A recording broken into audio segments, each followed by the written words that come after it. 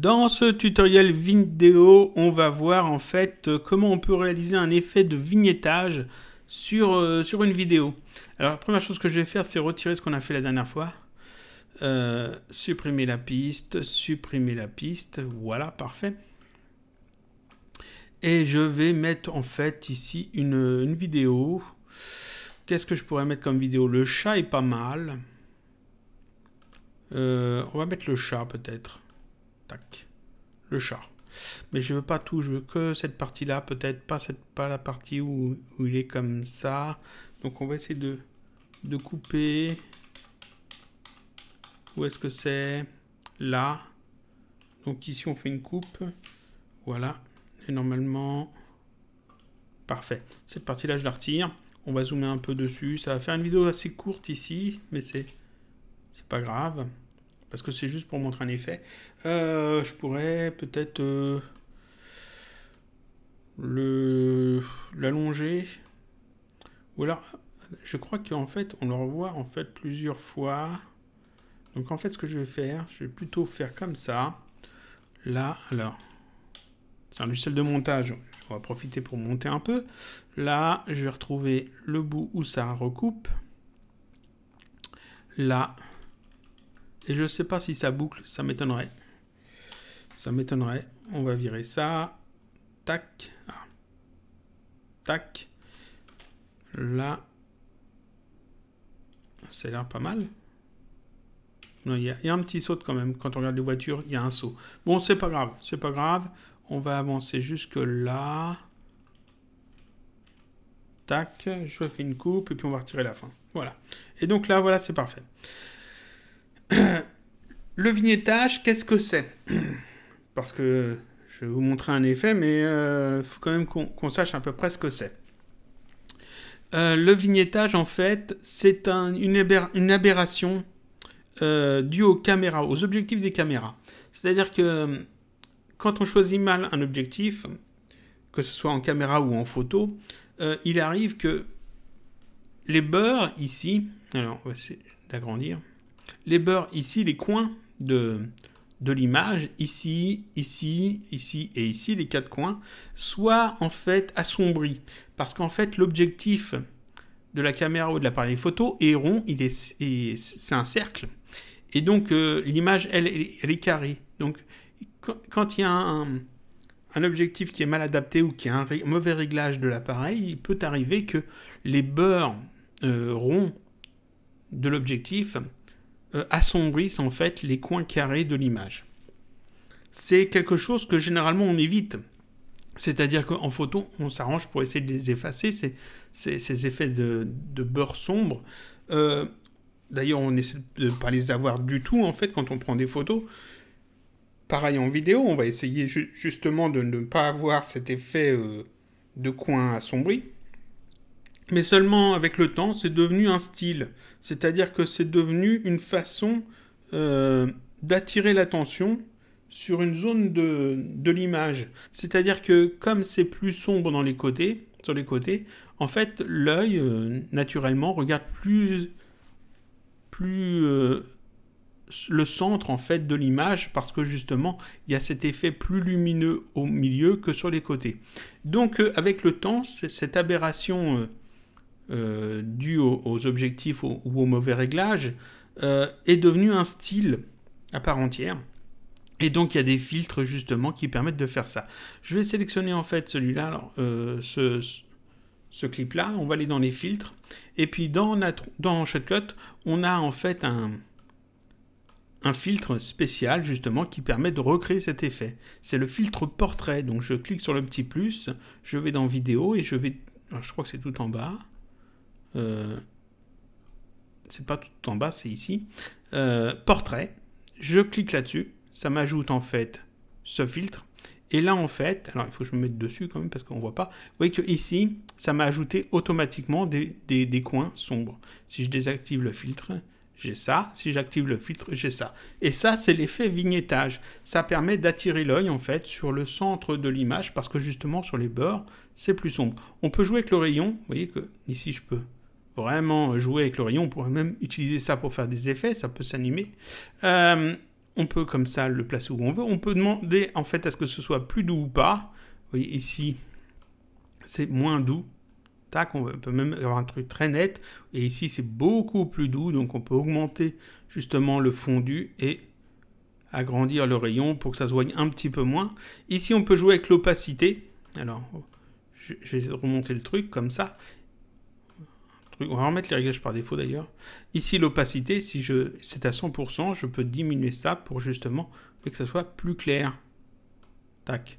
Et on peut demander ici un adoucissement non linéaire. Vous voyez que comment ça, ici, ça s'adoucit. En fait, si je décoche ça, tac, ici, j'ai un truc linéaire. Et si je coche ça, j'ai un adoucissement non linéaire.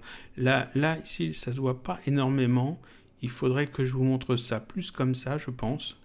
Ici, sans le truc coché. Ici, avec le truc coché. Vous voyez que ici, en fait, on voit moins, en fait, le moment où ça coupe, parce que c'est linéaire, et ici non linéaire, il y a un moment donné où il y a un changement en fait de l'adoucissement, et donc ici on voit une sorte de petit cercle qu'on voit plus ou moins, voilà, qu'on peut jouer un petit peu comme ça avec.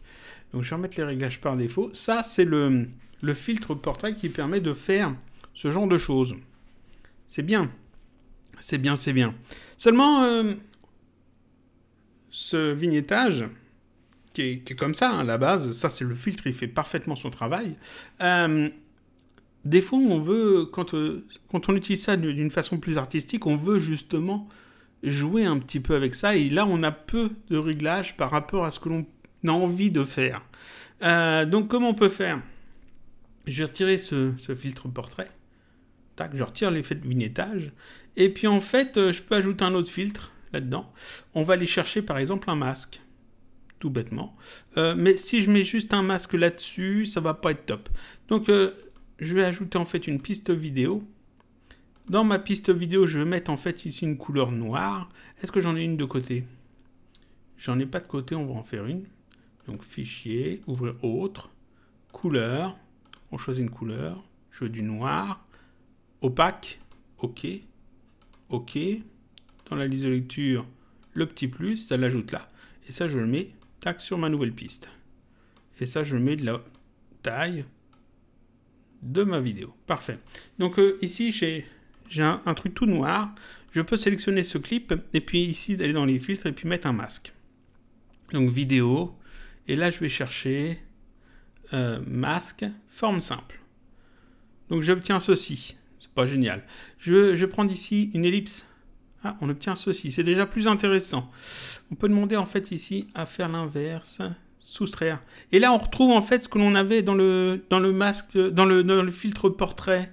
C'est-à-dire qu'ici, vous voyez que je peux tout à fait jouer avec ça, comme ça. Voilà. Et puis on retrouve un petit peu ce qu'on avait dans le filtre portrait. Je peux jouer aussi avec la progressivité, pareil. Voilà. Et puis je peux jouer aussi avec l'opacité, la transparence en ajoutant un filtre. Je vais ajouter un autre filtre. Je vais ajouter un filtre opacité. Là, opacité, ce qui me permet en fait ici de jouer avec l'opacité. Vous voyez qu'on peut éclaircir le truc. C'est parfait. Augmenter ça peut-être comme ça. Ou pas. On va faire un truc dans ce genre-là. Alors, on n'a pas la case non linéaire qu'on peut cocher ou pas, mais bon, c'est pas grave. Et où est l'avantage de faire de cette façon-là plutôt que d'utiliser le filtre portrait? Parce que le filtre portrait, il est très bien. Donc, pourquoi je veux m'embêter d'utiliser ces deux filtres pour faire la même chose que ce que je peux faire avec le filtre portrait? Eh bien, parce que ici, j'ai horizontal et vertical, je peux, comme ça, déplacer, par exemple, sur le chat, mon effet. C'est-à-dire qu'ici, à la place que ce soit comme ça, à la place que ce soit bien centré comme ça, je peux tout à fait décaler le truc. Alors, ce n'est plus vraiment un effet de vignettage parce qu'en fait, l'angle qui est là n'est pas foncé comme cet angle-là. Et puis là, c'est pas que l'angle, c'est carrément tout le beurre. Mais seulement en faisant ça, en fait, je peux, comme ça, créer en fait un petit effet supplémentaire et attirer l'œil plus sur le chat. Bon, ici, il n'a vraiment pas besoin qu'on attire l'œil sur lui, il crève l'écran. Mais vous voyez qu'on peut faire quand même des choses intéressantes avec. Et même mieux que ça. Ici, j'ai utilisé une couleur. J'ai mis du noir. on peut sélectionner ce clip et aller dans les propriétés. Quand on utilise une couleur, en fait, dans Shotcut, on peut toujours la sélectionner, aller dans les propriétés, et ici, on peut aller changer la couleur. Si je veux, par exemple, du vert, là, j'ai une couleur verte. Maintenant, la couleur noire que j'avais, elle est verte. C'est pas intéressant, je veux plutôt du blanc. Je sélectionne du blanc, et là, j'ai du blanc. Et là, vous voyez qu'en fait, ici, j'ai un effet encore différent. Parce que là, maintenant, je noie, en fait, tout le tour dans une couleur blanche. Vous voyez qu'on peut atténuer ou pas. Comme ça, vous voyez. Dans une couleur blanche, on peut jouer un petit peu avec la hauteur de ça. Et puis, en fait, ça attire quand même l'œil sur le chat parce que, justement, lui, il n'est pas affecté par cet effet. Donc, ce petit truc, simplement d'utiliser une forme simple, un peu d'opacité, on pourrait utiliser d'autres effets en plus, hein. Mais vous voyez que ici, j'obtiens des choses intéressantes.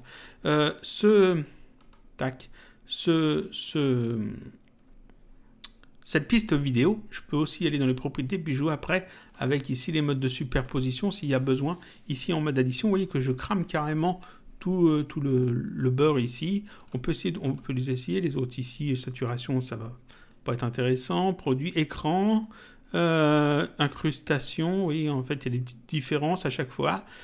Ici couleur densité, ça me fait des choses bizarres, c'est pas forcément ce que je veux. Et donc en fait, là, on regarde un petit peu tout ce qu'on a. En fait ici, vous voyez qu'avec 3 fois rien, je vais remettre en superposition, avec 3 fois rien, vous voyez, j'ai fait un petit effet à la base de vignettage, et puis je l'ai déformé un petit peu, j'ai utilisé ça pour faire autre chose, et puis là vous voyez que j'ai un effet qui est nouveau, d'effet un petit peu voilé sur toute l'image, sauf sur une partie sur laquelle je veux attirer un petit peu l'œil. Et si je veux revenir sur un effet de vignettage classique, hein, je peux retourner ici, remettre du noir, tac, c'est pas un problème, voilà. Et puis si je veux en fait reprendre le truc tout de base, il me suffit de remettre ça bien au centre comme ça, tac, c'est bien mis au centre, rejouer en fait avec ça. Je peux changer en fait, alors je vais le remettre comme ça et je peux changer ici la largeur, essayer d'attirer plus un truc dans ce genre là, verticalement on va mettre ça un petit peu plus bas, pas trop, on va le décaler comme ça, là on va remettre de la progressivité, voilà, et puis là par exemple je peux encore rechanger la couleur si je veux essayer autre chose, on peut remettre du blanc, tac, blanc, voilà, et vous voyez qu'en fait cet outil de portrait, ce filtre portrait de vignettage, il est très bien pour faire du vignettage, mais vous voyez qu'en fait, en utilisant d'autres filtres, on peut aussi faire ce genre de choses assez facilement, et puis aller peut-être un petit peu plus loin qu'avec juste le filtre. Ici, ce que je vais faire, c'est que je vais remettre ça ici, on va prendre la deuxième section ici, celle-là, et puis là, on va mettre seulement le filtre portrait. Je cherche là, portrait.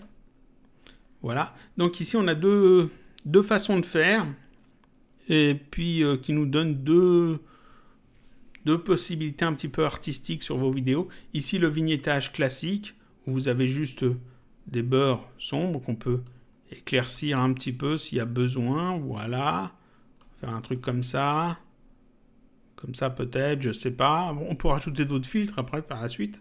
On peut jouer un petit peu avec le truc comme ça. Et puis, mais seulement on peut pas le déplacer. C'est vraiment le centre qui attire l'œil. C'est ça, ça change que les angles.